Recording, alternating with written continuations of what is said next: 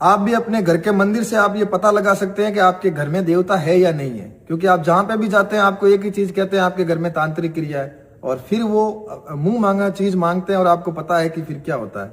इससे बढ़िया है कि आप अपने घर में पहले पता तो लगाओ कि देवता है या नहीं है। यदि देवता है तो परेशान क्यों हो, और यदि परेशान हो तो फिर आप अपने जो घर का मंदिर है वहां कर क्या रहे हैं। तो एक उपाय बता रहा हूं, उस उपाय से आपको यह पता चल जाएगा कि कौन से देवता की शक्ति आपके घर में सबसे ज्यादा जागृत है, और आपको फिर उन्हीं की ही पूजा करनी है। सबसे पहले तो आपके घर में कुलदेवी का वास होना आवश्यक है, दूसरा बालाजी महाराज का, तीसरा महादेव का, और चौथा आपका कोई भी इष्ट देवता हो। तो आपको एक छोटा सा उपाय बता रहा हूं, इस उपाय के माध्यम से आपकी तंत्र क्रिया भी टूट जाएगी और आपको यह पता भी चल जाएगा कि आपके घर में देवता हैं, कौन से हैं और किस स्थिति में हैं। आपको क्या करना है, एक बड़ा सा दीपक लेना है, उसमें 9 बाट लगानी है, यानी कि बत्ती करनी है। रोज सोने से पहले आपको वो 9 बाट का दीपक है वो घी या तेल में प्रज्वलित करना है, और अपने एक थोड़ा सा कुमकुम ले लेना, अपने शरीर के ऊपर से 21 बार उल्टा घुमाना, और उस दीपक में वो कुमकुम जो दीपक लिया था वो कुमकुम उस तेल या घी में विसर्जित कर देना। सोने से पहले उस दीपक को देखते हुए एक ही चीज बोलिए, 5 दिन काम करना है। ये एक ही चीज बोलनी है कि 10 दिशाओं, हमारे घर, हमारी छत, हमारी जमीन में कोई भी हमारा देवता जो रक्षक रूप में है वह स्वप्न में आकर पूरी बात बताए और हमारी रक्षा करें। यदि कोई भी देवी देवता पितर भूमिया जुंजार होगा वो आपके सपने में आकर आपको पूरी बात बता देगा। यदि आपको गंदे सपने आए, यदि आपको छाती पे वजन आ जाए, आपको डर लगे, तो समझ जाना कि मामला गलत है, उल्टा है, फिर किसी की मदद लो।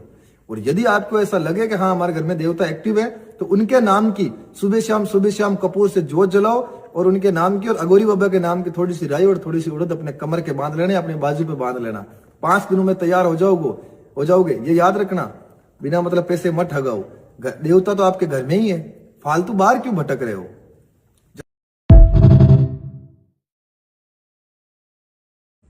आप भी अपने घर के मंदिर से आप ये पता लगा सकते हैं कि आपके घर में देवता है या नहीं है, क्योंकि आप जहां पे भी जाते हैं आपको एक ही चीज कहते हैं आपके घर में तांत्रिक क्रिया है, और फिर वो मुंह मांगा चीज मांगते हैं और आपको पता है कि फिर क्या होता है।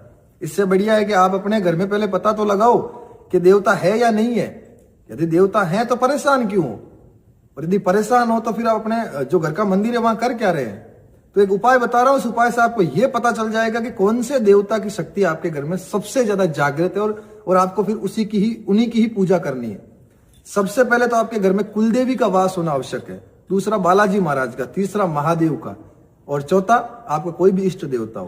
तो आपको एक छोटा सा उपाय बता रहा हूं, इस उपाय के माध्यम से आपकी तंत्र क्रिया भी टूट जाएगी और आपको यह पता भी चल जाएगा कि आपके घर में देवता हैं, कौन से हैं और किस स्थिति में हैं।